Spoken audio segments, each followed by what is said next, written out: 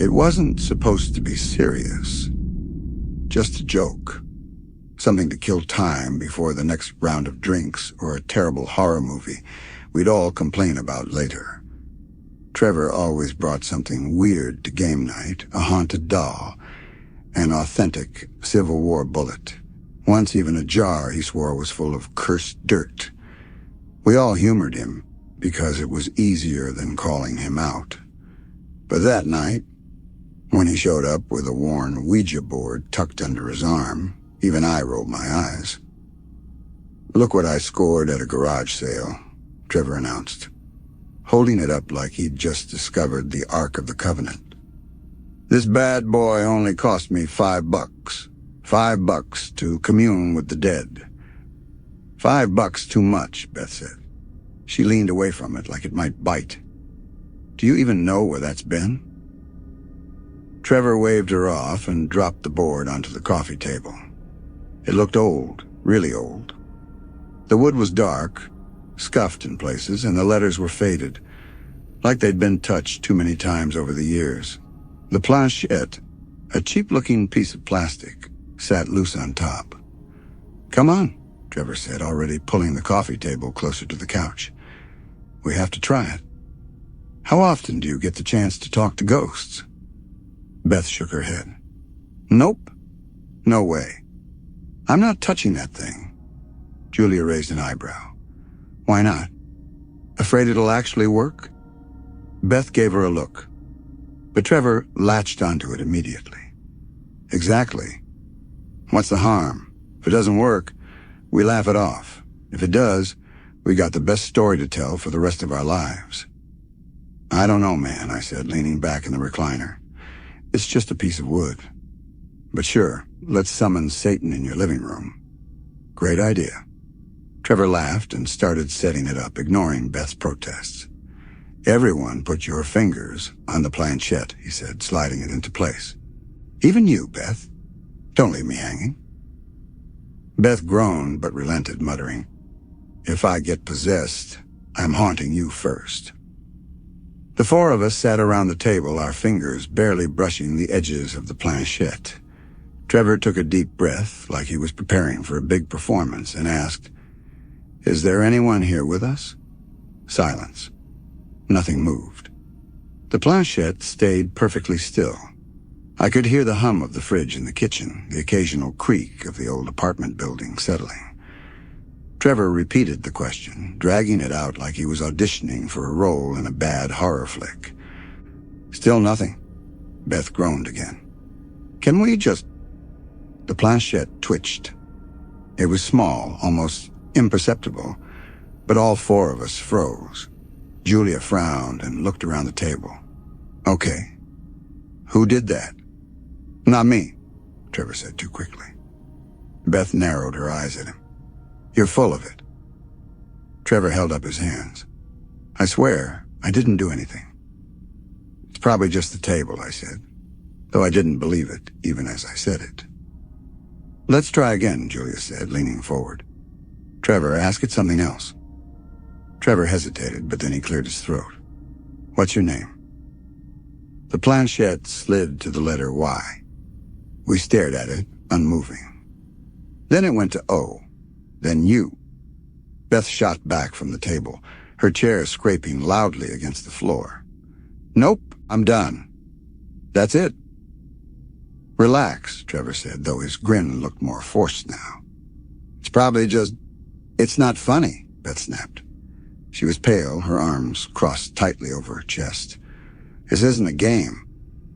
Trevor tried to laugh it off, but the tension in the room was thick. He asked a few more questions, but the planchette didn't move again. After a few awkward minutes, we abandoned the board, turning the lights back on and pretending we weren't freaked out. We moved on to bad movies and, even worse, pizza, but no one was really into it. Every now and then, someone would glance at the board sitting on the couch, its planchette resting at an angle, like it was waiting for us to come back. When everyone left, Trevor didn't take the board with him. "You forgot this," I said, holding it up. "Keep it," he said, already halfway out the door. "I don't want it in my car." "I should have left it there. I should have thrown it in the trash, burned it, something. But instead I stuffed it into my bag. I don't even know why. I just didn't want to leave it behind. That night I shoved it into the back of my closet and forgot about it. Or tried to. The first night it happened, I woke up standing in the hallway. The air was unnaturally cold for the season, a draft brushing over my bare arms. My feet pressed against the hardwood floor, and for a moment, I just stood there, staring at nothing. The house was dark, and the only sound was the fridge in the kitchen. It felt like I had been there for hours, but I couldn't remember how I got there. I glanced down at my hands. They were hanging limply at my sides, and my fingers curled slightly inward. The nails were clean, but there was an odd tightness to my knuckles, like I'd been gripping something too hard. I tried to shake the feeling off, telling myself it was just the chill in the air. I went back to bed, crawling under the covers, but the silence in the house felt heavier than it should have. Usually the creaks of the old wood and the buzz from the streetlights outside faded into background noise. That night, every sound felt amplified. A soft pop from the kitchen made me flinch. Eventually, I fell asleep. Or at least, I thought I did. The next morning, I found the first sign that something was wrong. I stumbled into the kitchen, rubbing the sleep from my eyes, and immediately stopped. The kitchen chairs had been moved, and instead of sitting around the small table where they'd been the night before, they were pushed neatly against the wall, perfectly aligned. For a moment, I just stared. I tried to remember if I'd moved them, maybe the night before while cleaning up, but no memory came to me. My head felt foggy, like I hadn't slept at all, and the neat line of chairs felt wrong. I shook it off. Maybe I'd been sleepwalking. I'd never done it before, but there was always a first time. People moved things in their sleep all the time, didn't they? I opened the fridge to grab some milk, and that's when I noticed the glass. A single glass of water was sitting on the top shelf, perfectly centered. I hadn't put it there. I never left glasses in the fridge. I reached for it, feeling the cold condensation against my fingertips, and for a second, I froze. There was something unsettling about the way it was sitting there, like it didn't belong. I tried to shake the thought off and poured myself a bowl of cereal. But the rest of the day, I couldn't stop thinking about the chairs, about the glass, about how cold the house had felt the night before. That night, I stood in front of the closet where I'd shoved the Ouija board. I hadn't touched it since the night of the party. I hadn't even looked at it. But now, standing there, staring at the closet door, I felt aware of it, like it was waiting for me. I shook my head and forced myself to walk away. It was just a piece of wood. It didn't mean anything. But as I got into bed, I kept turning it over in my head, and no matter how I looked at it, something felt wrong. The air felt too still, the darkness heavier than usual. My eyes kept darting to the doorway, half expecting to see something standing there. When I finally fell asleep, I woke up hours later standing in the kitchen. The microwave clock read 3:14 a.m., casting a soft green glow over the countertops. Every drawer in the kitchen was open. I blinked at them, my mind struggling to make sense of what I was seeing. I didn't remember getting up. I didn't remember opening anything. My hands felt stiff again, and when I looked down, there were faint red marks on my palms, as if I'd been gripping something hard enough to hurt myself. The Ouija board was sitting on the kitchen counter. My stomach dropped. I hadn't taken it out of the closet, I was sure of that. But there it was, plain as day, with the planchette resting on the word goodbye. I stared at it for a long time, fear rising in me. I wanted to touch it, to pick it up, and shove it back into the closet, but my feet felt rooted to the floor. Eventually, I forced myself to move. I grabbed the board, shoved it back into its box, and buried it under a pile of clothes in the closet. That night, I didn't sleep. Every creak of the house and every sound felt like a warning. The next morning, I noticed the scratches. Thin red lines crisscrossed my arms, delicate, but it caught my attention.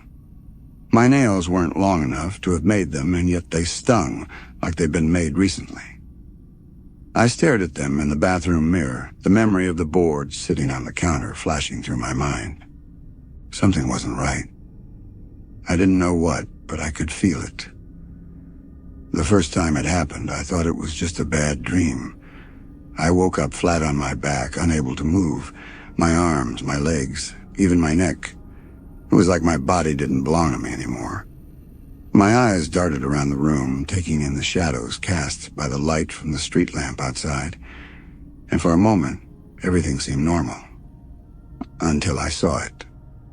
In the far corner of the room, near the closet, something was standing there. Its outline was distorted, like a figure drawn hastily with the wrong proportions. It was tall, oddly tall, its head just brushing against the ceiling. But what made my skin crawl was the way its face was upside down. I couldn't see much at first, just the pale, inverted shape of its head and its black, unblinking eyes. They weren't hollow, but impossibly deep, pulling my attention toward them and making the shadows around the figure feel alive. The longer I looked, the more I felt like I was falling into those eyes, like they would swallow me whole. I tried to move, to scream, but my chest felt like it was caving in. The pressure pinned me to the bed. I could hear my own heartbeat pounding in my ears, each beat sharper than the last. The figure didn't move. It didn't shift or step forward. But its presence filled the room, heavy and oppressive. Like I wasn't just being watched, I was being judged. And then, just as suddenly as it started, it ended. I woke up gasping for air, my body jerking upright as if I'd been shocked. The room was empty. My heart was still pounding, my skin damp with sweat. I scanned the corners, the closet, the edges of the room where the shadows pooled, but there was nothing there. I told myself it was just a nightmare. Stress, exhaustion, a trick of the mind brought on by too little sleep. It had to be. The second time, I wasn't so sure. It happened 3 nights later. I woke up paralyzed again, my body frozen against the mattress. The figure was back, but it wasn't in the corner this time. It was at the foot of the bed. It was clearer now. I could see its long, spindly limbs, its unnatural height, the way its head tilted slightly to one side as if observing me. Its upside-down face was more distinct. The pale skin stretched too tightly over its features. Its mouth was closed, but there was something wrong about it. The line of its lips was too long, too sharp, like it had been carved into its face. And then I heard it. A soft clicking sound, steady and intentional, like a clock ticking, but wet. It came from its throat, or its mouth, I couldn't tell. The noise was quiet at first, but as I stared at the figure, unable to look away, it grew louder, echoing in the silence of the room. I wanted to close my eyes, to block it out, but my body wouldn't respond. My vision tunneled, the edges blurring as those black eyes locked onto mine. And then it twitched. Not a step or a shuffle, just a sudden sharp jerk of its head, like a puppet on strings. The motion was so abrupt, so unnatural, that it felt like my entire body recoiled even though I couldn't move. I nearly pissed myself. And then I woke up. This time I was sitting in the living room. The lamp by the couch was on, casting a soft glow over the room. My hands were resting in my lap, my nails pressing into my palms hard enough to leave red marks. The TV was on, but the screen was just static. I didn't remember getting out of bed. I didn't remember turning on the TV or sitting there. My body felt heavy, my mind foggy, and for a moment, I just sat there staring at the static. When I turned my head, I saw it. The Ouija board was sitting on the coffee table. My stomach lurched. I hadn't touched it since the night of the party. It had been shoved into the back of the closet, buried under old clothes and boxes. But there it was, the planchette, resting in the center. I grabbed it, shoved it back into the closet, and slammed the door shut. But no matter how tightly I closed it, that dream, it left a shadow like something had slipped out of it and into my waking world. Scratches appeared again the next morning. Thin red lines crisscrossed my forearms, shallow but noticeable. I stared at them in the bathroom mirror, running my fingers over the marks. They stung faintly, like they'd been made recently, but I had no memory of doing it. The sleep paralysis, the scratches, the Ouija board, it all felt connected, but I didn't know how. All I knew was that something wasn't right, and it was only getting worse. By the fifth night, I wasn't just afraid of sleeping, I was afraid of waking up. The paralysis had become a nightly occurrence, each time longer, more vivid, more suffocating. The entity, or whatever it was, wasn't just some shadowy figure in the corner anymore. It was coming closer, slowly, deliberately, as if it was toying with me. I'd tried everything. Leaving the lights on and drinking enough coffee to keep myself wired, even setting alarms to jolt me awake every couple of hours. But nothing worked. Sleep would always creep in, and with it came the paralysis. That night when I woke up, I wasn't paralyzed at first. My eyes snapped open, and I found myself sitting upright on the edge of the bed. My arms hung limply at my sides, my head tilted forward slightly, staring at the floor. The silence was oppressive. Even the hum of the streetlights outside seemed muted. The air in the room felt heavier than usual, thicker, like it had a weight to it. I tried to move, but my body wasn't responding, not fully. My fingers twitched slightly, but the rest of me stayed frozen. And then I felt it. The presence wasn't in the corner anymore. It was beside me. I could feel it before I saw it. The way the air seemed to grow colder on my left side. Slowly my eyes moved, not because I wanted them to, but because something was forcing me to look. Its face was inches from mine. The black eyes were huge, deeper than I'd thought, swallowing the light from the room. Its head was still upside down, its neck twisting slightly, as if it was trying to adjust its angle to get a better look at me. And its mouth was open now. It wasn't wide, not yet, but the seam that had been tightly shut in the earlier nights was now parted, revealing unnaturally large teeth. They were perfectly human, but much bigger than they should have been, like they belonged to something far larger than the figure in front of me. The sound came next. A slow, uneven clicking, like the horror sound from The Grudge, wet and organic, as though it came from deep within its throat. Each click was spaced out, growing sharper and more jarring with every beat. I wanted to scream, to shove it away, to run, but my body wouldn't obey. I could feel its breath now, cold and damp, brushing against my face like a faint mist. And then it moved. Not a step, not a shuffle. It twitched forward, its head jerking slightly closer in one unnatural, glitch-like motion. Its mouth stretched wider.